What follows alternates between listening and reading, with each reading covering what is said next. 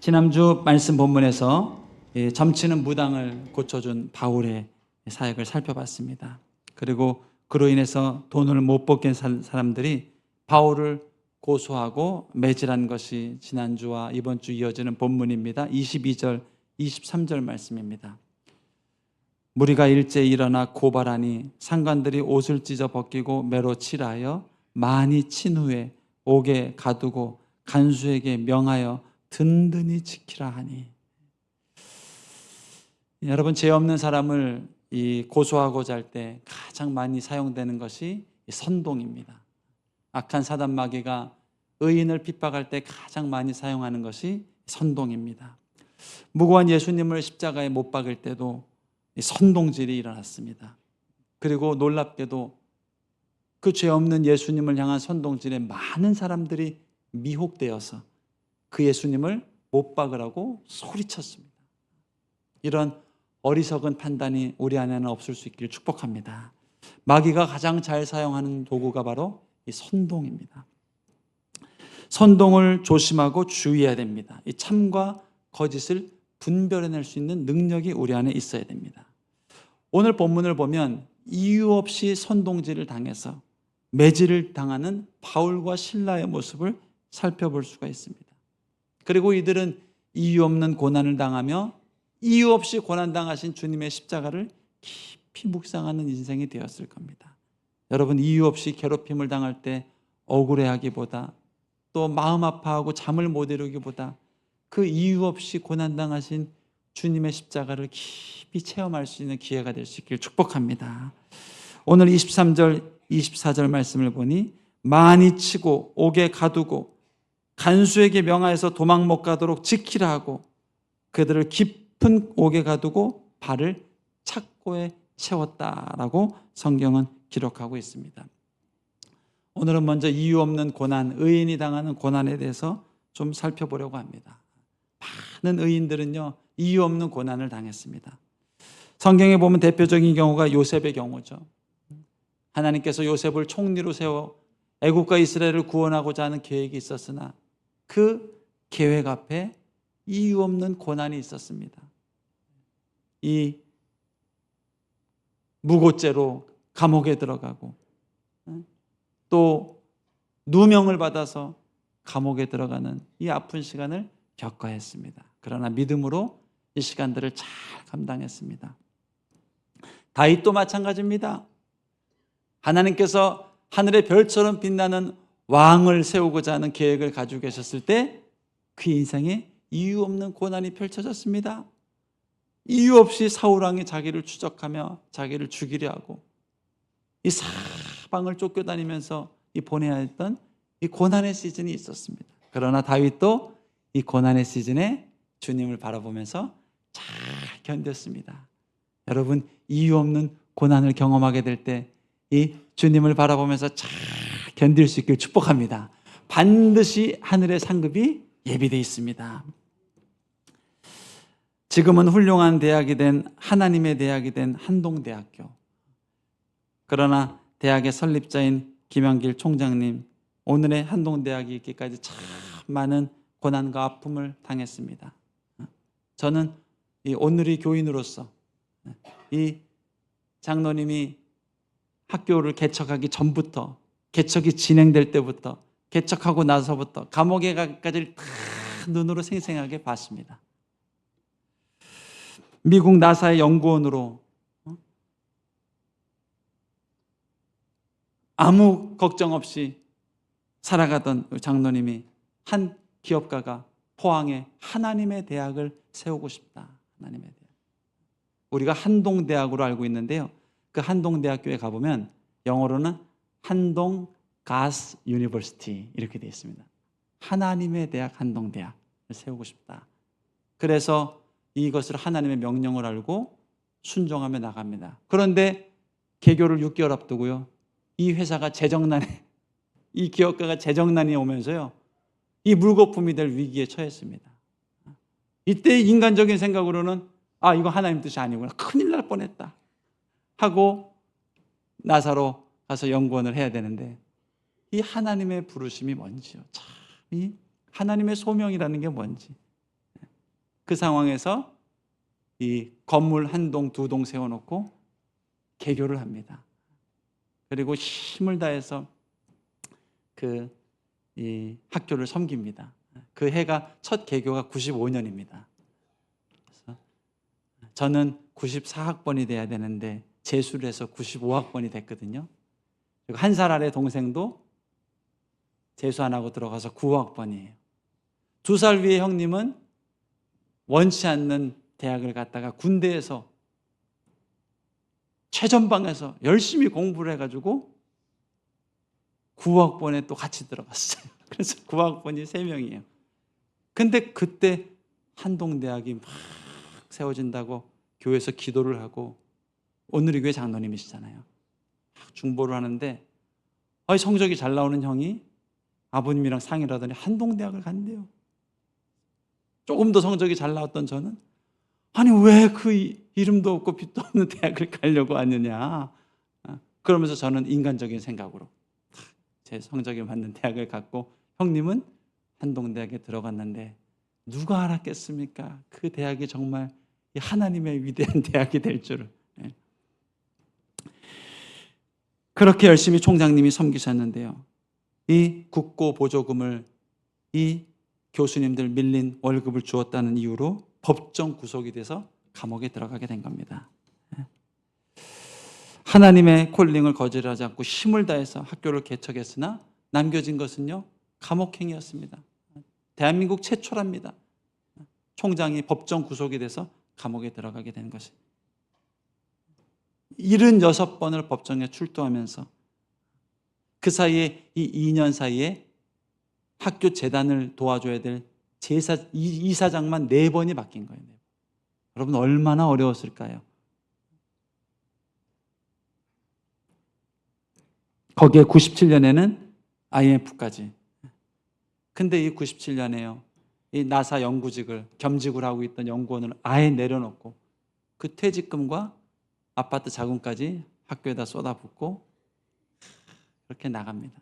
그런데 이 법정 구속돼서 이유 없이 고난을 당하는 거예요. 오늘 본문을 묵상하면서 다시 한번 총장님 기사를 찾아보고 그 고난을 다시 한번 묵상해보고 했습니다. 의인은 이유 없이 고난을 당해야 되는구나. 오늘 본문의 바울도 그렇습니다. 귀신 들린 여종을 치유해 준 것은 얼마나 잘한 일인지 모릅니다.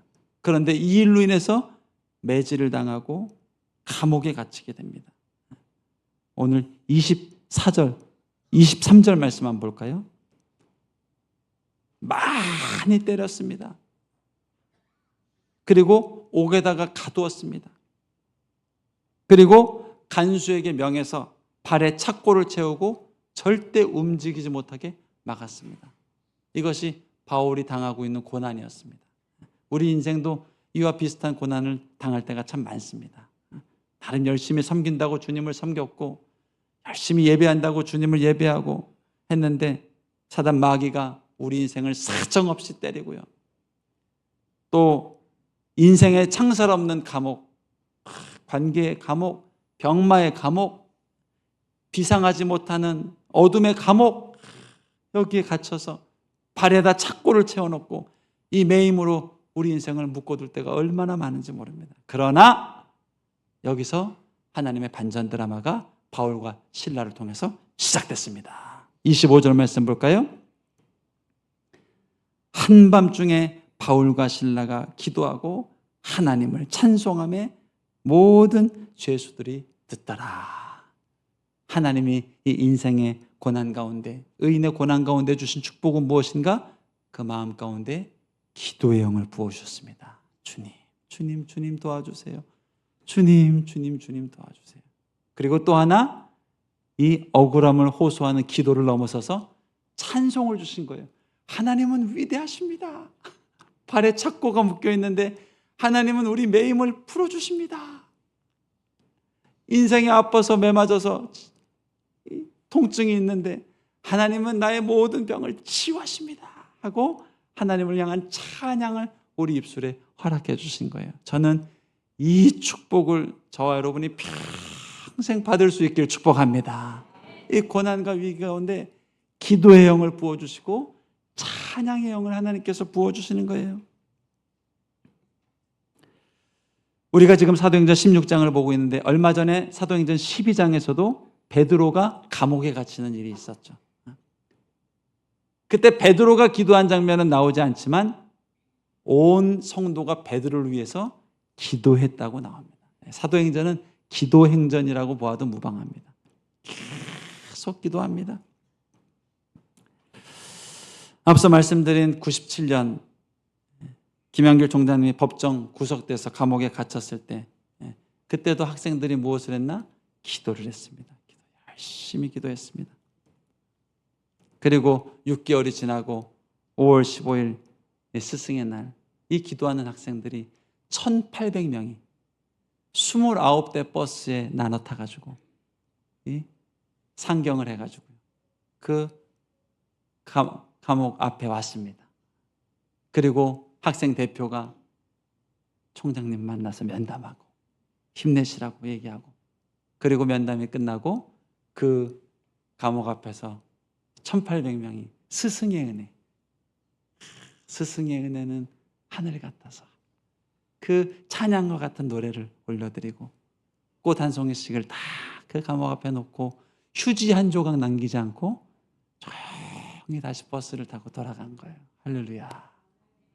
이 학생들이 총장님을 위해 기도했더니 얼마 못 가서 옥에서 풀려나고 다시 총장 사역을 할 수 있도록 하나님 은혜를 베풀어 주신 거예요.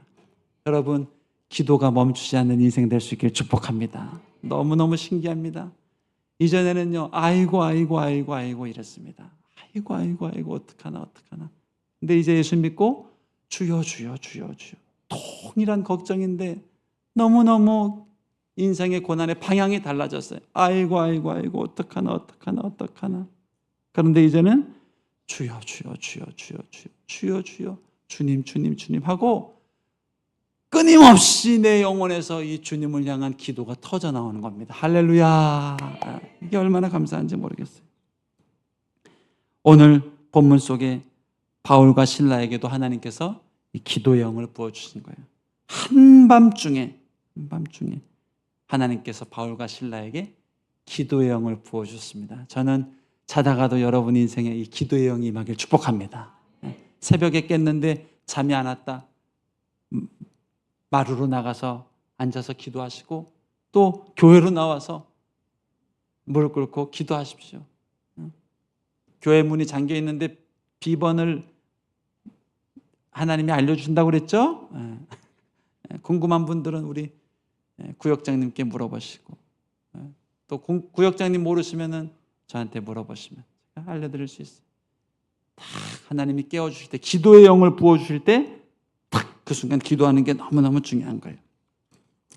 기도만 했는가? 찬양을 했습니다. 찬양.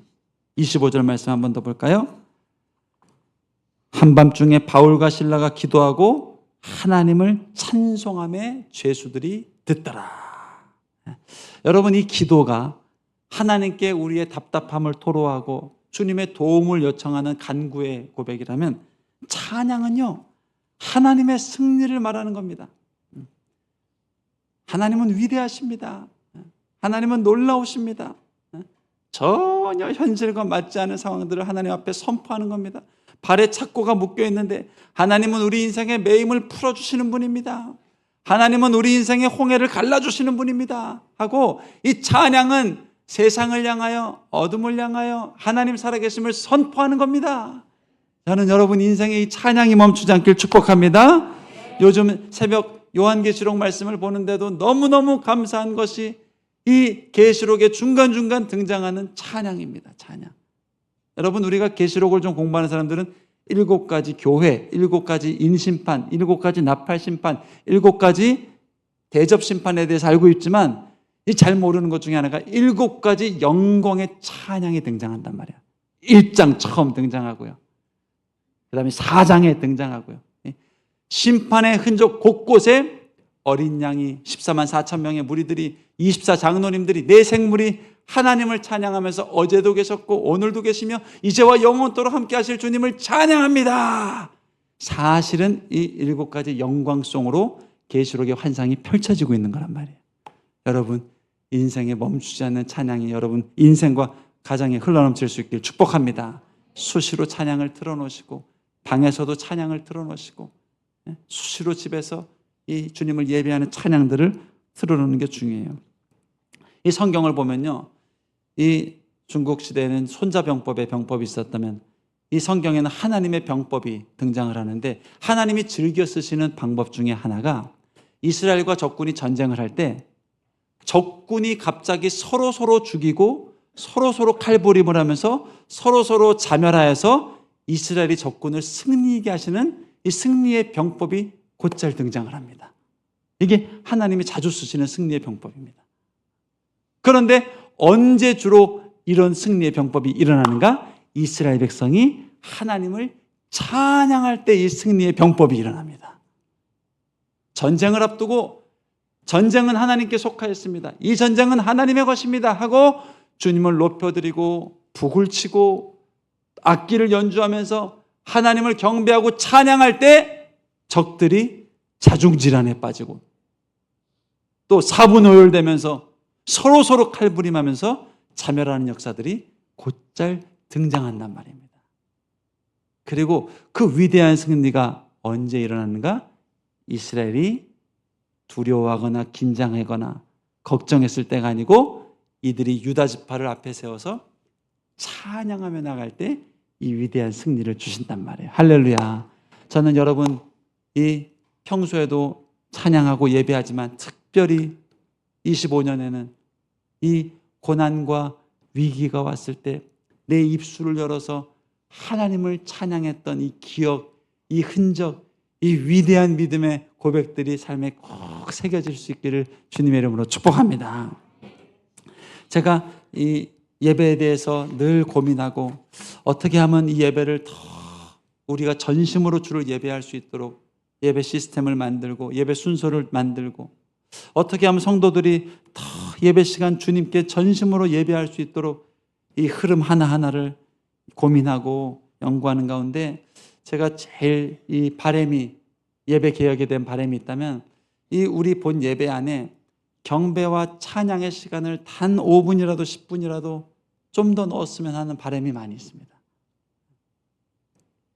예배 전에 있는 그 15분의 찬양이 얼마나 뜨겁고 좋은지 몰라요. 그러나 이게 예배 전에 진행되는 찬양이다 보니까 많은 성도들이 예배 가운데는 하나님을 찬양할 기회를 충분히 경험하지를 못하거든요. 저는 이 11시 예배가 딱 시작되고 이 예배 안에 이 악기로 목소리로 하나님을 경배하고 찬양하는 시간을 조금 더, 그래서 지금 당의 장로님들과 함께 기도하면서 고민 중입니다. 이 준비 찬양 시간을 조금씩 5분 10분으로 줄여서라도 이 본 예배 안에 순서를 넣을까.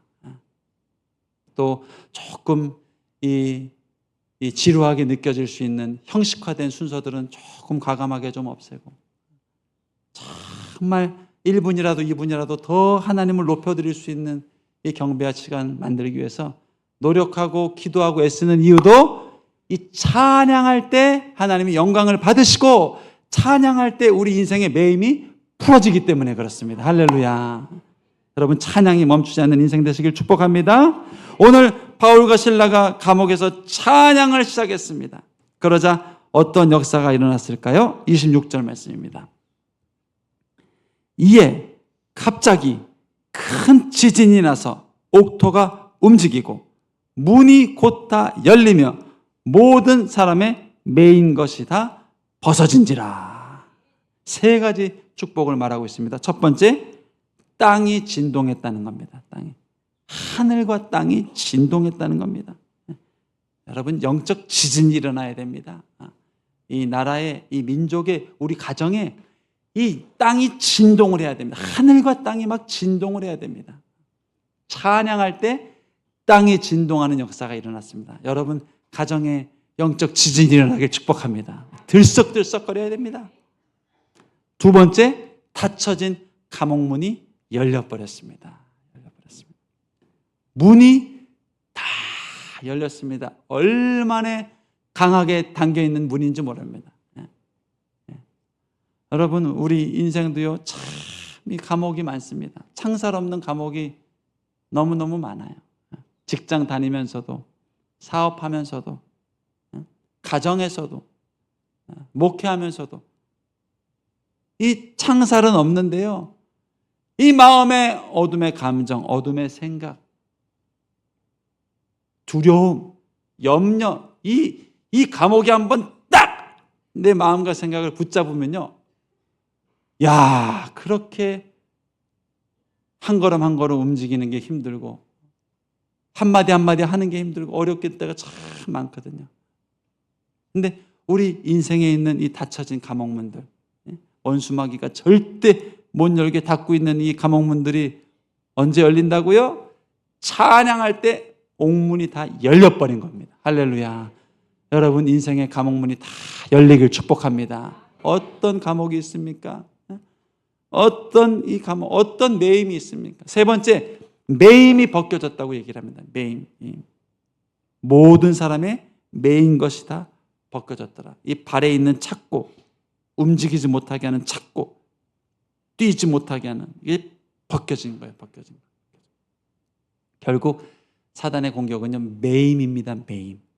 얼마나 큰 매임을 주는지 몰라요. 생각이 매이게 하고, 감정이 매이게 하고요, 상처에 매이게 하고요, 별일 아닌 일에 매이게 하고, 매이게 하고, 그냥 훌훌 털어볼 수 있는 일에 자꾸 매이게 하고, 걱정에 매이게, 매임입니다. 이 사단은 결국 우리를 매임. 그런데 바울이 찬양하자 이 매임이, 착고가 풀어진 겁니다.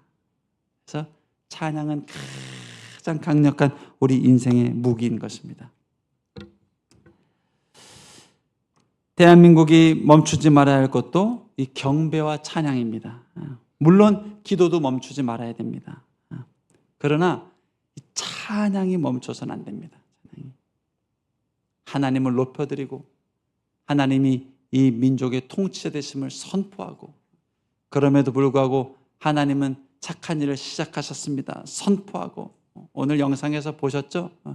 왜 이런 작금의 위기와 어려움이 일어났을까요? 110만의 그리스도인들이 한 자리에 모여서 기도를 했기 때문입니다. 이것은요, 승리의 전조입니다. 승리의 전조. 오후에 기도 모임 때 이 승리의 전조에 대해서 조금 더 나눌 겁니다. 반드시 승리 앞에 전조가 있습니다. 우리는 이미 10월 27일 날 승리했고요. 이제 거짓이 또 어둠이 또 분열이 우리 가운데 드러나면서 정말 하나님이 정결케 하시는 역사가 우리 앞에 기다리고 있단 말이에요. 우리가 해야 될 일은 무엇인가? 하나님은 위대하십니다. 하나님은 높여드립니다. 우리 상주교회는 시대적 사명을 감당하는 교회입니다. 하나님, 이 시대적 사명, 이 기도의 사명, 찬양의 사명, 다 찬양할 땐 누구나 찬양할 수 있죠. 그러나 간절히 바라기는 찬양할 수 없는 상황에 찬양할 수 있는 교회가 되고 싶습니다. 기도할 수 있을 땐 누구나 기도할 수 있죠. 그러나 기도할 수 없는 상황에 기도할 수 있는 인생 되고 싶습니다.